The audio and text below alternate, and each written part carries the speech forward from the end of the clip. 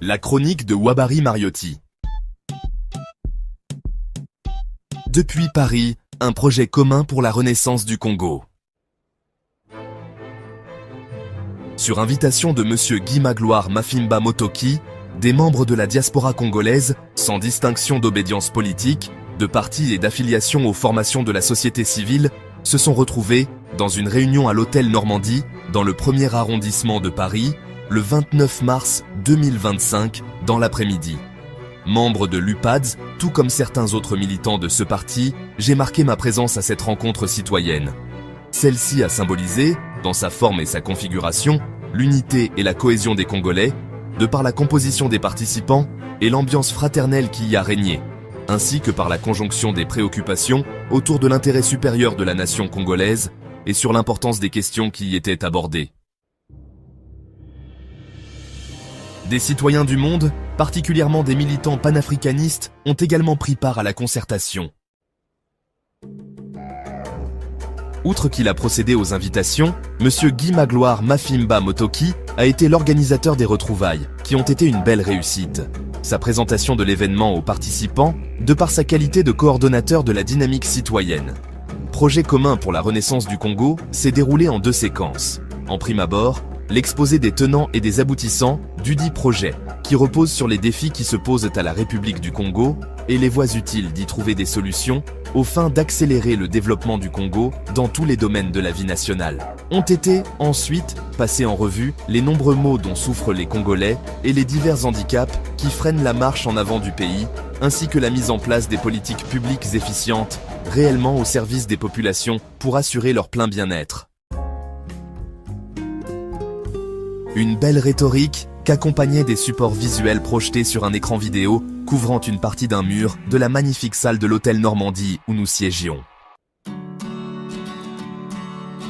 S'en sont suivis, sur les problématiques soulevées dans le projet commun pour la renaissance du Congo, des prises de parole par plusieurs intervenants.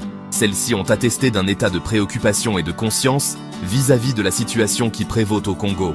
Moment important du fait que les mots utilisés, la courtoisie, le respect des autres, la gestuelle agréable, ont contribué à accentuer le degré de l'attention et faciliter l'écoute. Les interventions ont porté sur 3 pôles. Le pôle politique où ont été abordés des aspects de la gouvernance institutionnelle, l'aménagement du territoire, le dialogue et la réconciliation nationale, la défense et la sécurité, la diplomatie, l'éducation et la santé, l'économie et les finances, l'énergie, le logement, les nouvelles technologies. Le pôle économique, axé sur l'entrepreneuriat et la diversification, l'industrie culturelle, touristique et loisirs, l'économie numérique, les hydrocarbures, le secteur industriel, l'agriculture, la prospection et la planification. Enfin, le pôle jeunesse, stratégie de développement. Ici, ont été examinées diverses questions, telles celles liées à l'intégration sous-régionale, le chômage et l'employabilité des jeunes, l'entrepreneuriat en milieu jeune. Au terme des échanges, Monsieur Guy Magloire Mafimba Motoki a rendu public le manifeste pour la renaissance du Congo, au but cardinal de refonder la démocratie, retrouver la justice, construire la prospérité au Congo, en devoir d'enclencher le temps du devoir et le sursaut patriotique, se proposant de mettre en œuvre une dynamique de changement, invitant les acteurs politiques, ceux de la société civile, les intellectuels, les individualités, au demeurant, toutes les forces vives de la nation congolaise à redessiner les sphères politiques, socio-économiques et culturelles de ces temps pour un Congo libre, uni et prospère.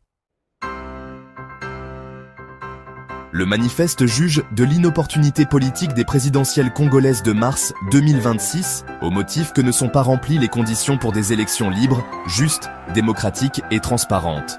Aussi le manifeste fait-il de la libération des prisonniers Jean-Marie Michel Mokoko et André Okombi Salissa une exigence de cohésion nationale, réclamant par ailleurs la convocation d'une concertation nationale inclusive pour sortir le Congo de l'impasse et, conséquemment, tracer les contours d'une transition réparatrice.